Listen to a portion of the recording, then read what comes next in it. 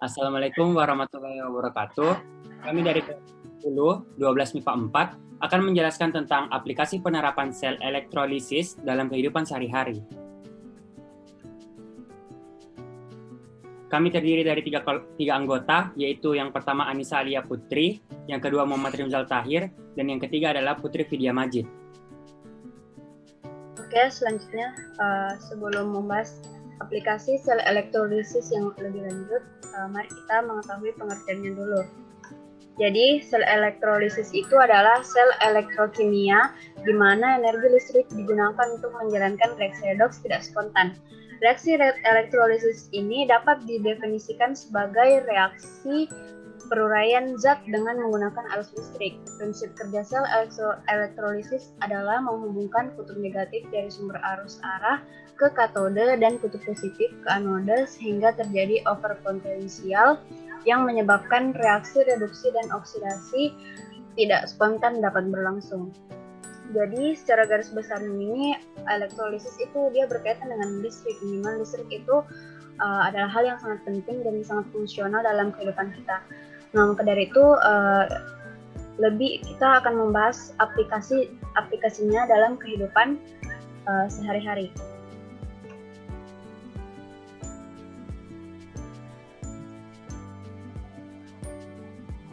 Selanjutnya saya akan menjelaskan aplikasi sel elektrolisis. 1.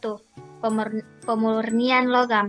Pada pengolahan tembaga dari biji kopirit diperoleh tembaga yang masih tercampur dengan sedikit perak, emas, dan platina. Untuk beberapa keperluan dibutuhkan tembaga murni, misalnya untuk membuat kabel. Tembaga yang tidak murni dipisahkan dari zat pengotornya dengan elektrolisis. Tembaga yang tidak murni dipasang sebagai anoda dan tembaga murni dipasang sebagai katoda dalam elektrolit larutan CuSO4. Tembaga di anoda akan teroksidasi menjadi Cu2+, selanjutnya Cu2+ direduksi di katoda.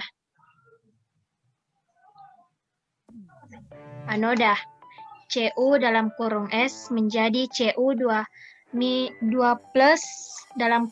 aqui tambah 2E-. Katoda Cu2- aqui tambah 2E- menjadi Cl2(G) tambah 2E-. Cu(S) menjadi Cu(S), anoda atau katoda.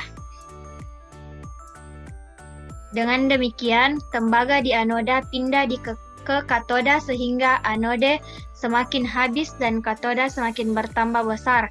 Logam emas, perak, dan platina terdapat pada lumpur anoda sebagai hasil samping pada pemurnian tembaga. Jadi gambarnya seperti ini, gambar pemurnian logamnya.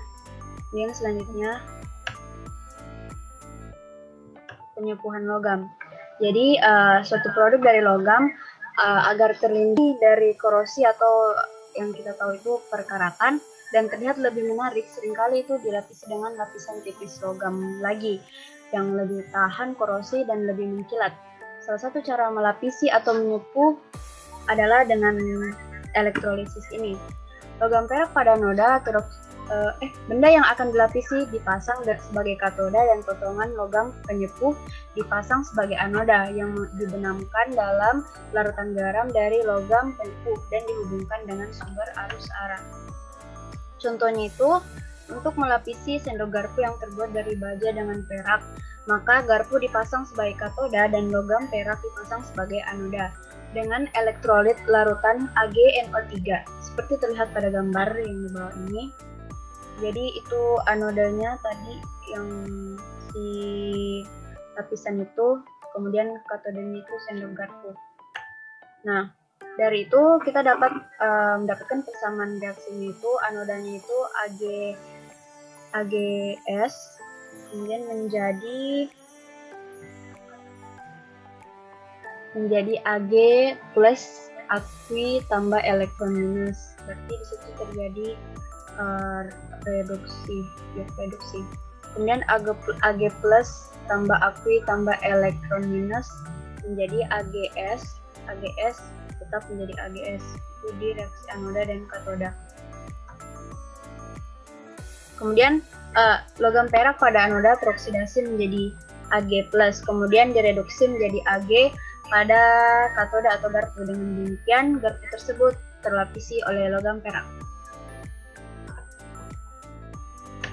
Berikutnya yang ketiga, pembuatan bahan-bahan kimia. Beberapa bahan kimia seperti logam, alkali, dan alkali tanah aluminium, gas hidrogen, gas oksigen, gas klorin, dan natrium hidroksida dibuat secara elektrolisis. Contoh, pembuatan logam natrium dengan mengelektrolisis lelehan NaCl yang dicampur dengan CaCl2.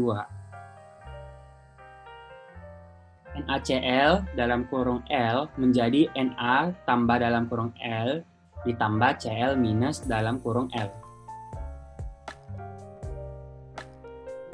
Katodanya Na plus dalam kurung L ditambah elektron minus menjadi Na dalam kurung L.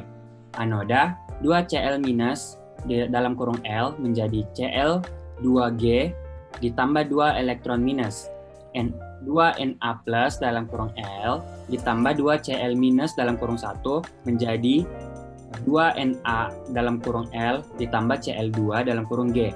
Natrium cair yang terbentuk di katoda mengapung di atas cairan NaCl, kemudian dikumpulkan pada kolektor. Ya, jadi itulah tadi presentasi dari kelompok 10.